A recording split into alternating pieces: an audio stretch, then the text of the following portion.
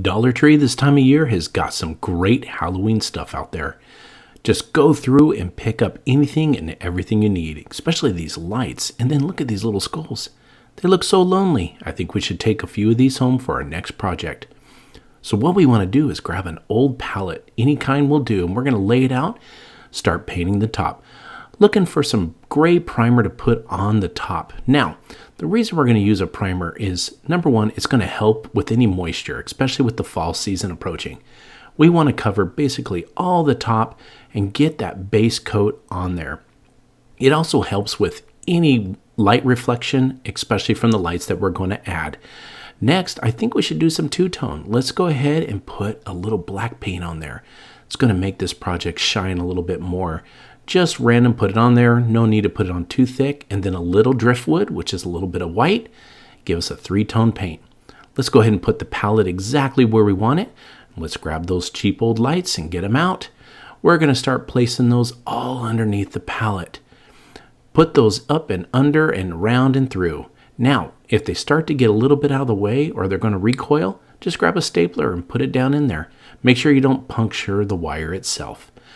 Also, where the plug is going to be, make sure you put that up there. Keeps it out of the rain.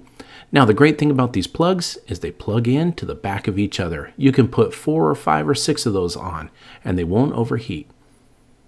Then we want to do is make sure, get all those lights out from underneath. I use 4 strands on this one. You could use 5 or 6. 3 might be a little too light, so put it on there, especially with all these orange lights. You want to cover the surrounds on the sides a little bit. I had some bricks laying around. You could use some rock or some bark dust. I took the brick and I kind of separated it because some of the light is going to come out from the bottom.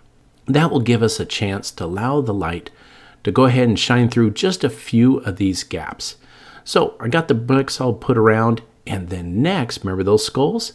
Let's just wedge those through the pallet wood right there and pop it right into place.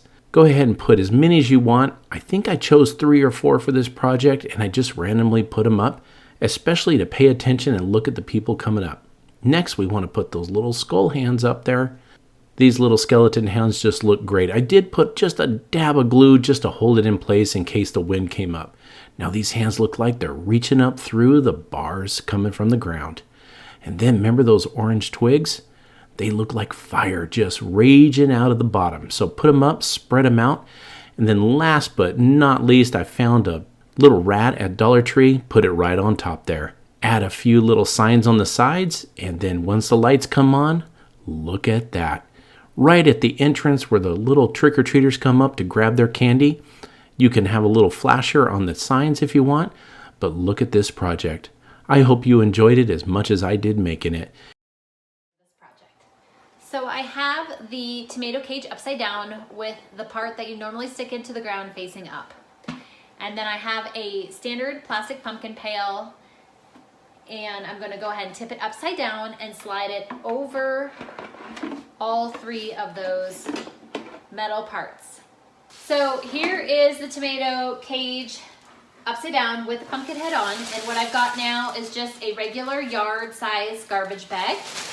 I'm going to open it up, slide it over the top, and I want to make sure that the garbage bag goes all the way around the base, so I'm covering it, and then I want to make the top so it's centered. Okay, next I've just cut a piece of twine, but you could use a strip of black fabric. You could use, I'll talk about some other options. You could use ribbon as well if you wanted it to be all black. But I'm just gonna take this piece of twine and I'm going to go around. I wanna aim for the pumpkin bucket. I'm just gonna go ahead and tie this in here. What you're doing is you're giving your witch a waist. And you can decide, if you want it to be a bow or not. And then these are gonna be her arms. So you need them to fluff out a little bit so that she's got some arms. So we've got the body kind of done now, so we're gonna talk about the head. And what I'm gonna use is another pumpkin bucket for the head. Now you could leave it forward facing if you want this face, or you could turn it around and draw another face. I'm going to go ahead and leave it mysterious and blank. And what we're gonna do next is glue this to the top. So I'm just gonna go ahead and add a little hot glue. And then we're gonna add the pumpkin on top. Now I want my pumpkin to light up at night, her face. I want it to sparkle. So I got one of these sparkly little lights. I'm gonna go ahead and put that inside her head. Now next, of course, she needs a witch hat. So I'm gonna go ahead and tip it upside down. And I've got these old bags, but you can use fiber fill or whatever you want, and I'm just gonna go ahead and stick them inside. So basically they're like garbage bags or grocery store bags. Then I also just wanna make it so that it sticks up and it has a nice little point to the top of it.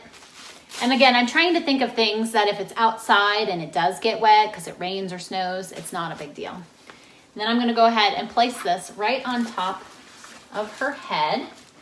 Now, if you were not gonna put the lights in, you would just hot glue the hat into place. But again, I want to get in and out of mine so that I can turn that light on in the evenings. Okay, so the basic witch is done. So now you can embellish it however you want to. So if you want to add some tulle to her, you can. Again, it really just depends upon where you're gonna be putting her. I think this belt is a little too small, so I'm gonna be contemplating either a black belt for her or maybe a bigger rope belt. You can also cut some slits or some zigzags into her sleeves. Same thing on the bottom. You can take and just make a zigzag pattern so she's maybe a more weathered witch, or maybe she's a good witch and needs some more sparkle or something to her. So personalize your witches. Now I'm gonna be making 3 of them, and we are gonna connect their hands together. So I'll be talking about that next, and I'll be whipping 2 more of these together really fast. Okay, so I've got 2 of them made, the 3rd one's over there, and I'm going to use 1 more garbage bag to make their hands hold together. So I've cut the garbage bag into a long strip. I'm gonna take it in the center. I'm gonna go ahead and make a knot in the center. This is going to be where their hands join together. So I'm gonna aim to put the knot in the middle, and you can make these as long or as short as you want, depending upon how far apart you want your witches. And then I'm gonna take this little corner here, this edge of this, I'm gonna add a little bit of hot glue to it. I'm gonna stick one end of her arm to that, and then I'm gonna do the same thing to the other side. I'm gonna hot glue this piece together. Now, if it's a little easier, you can go ahead and make a little knot on the end, so you've got a little something easier to glue. Kind of depends upon where you're displaying them again, but then you just hot glue that together, and now they have arms joining, and you can spread them apart. Here are all 3 witches all ready to go outside, and I will show you a couple ways that you can display them in your yard. Here they are all on display, and I'm so excited with how they turned out. Thanks for watching Home Talk, and I'll see you next time.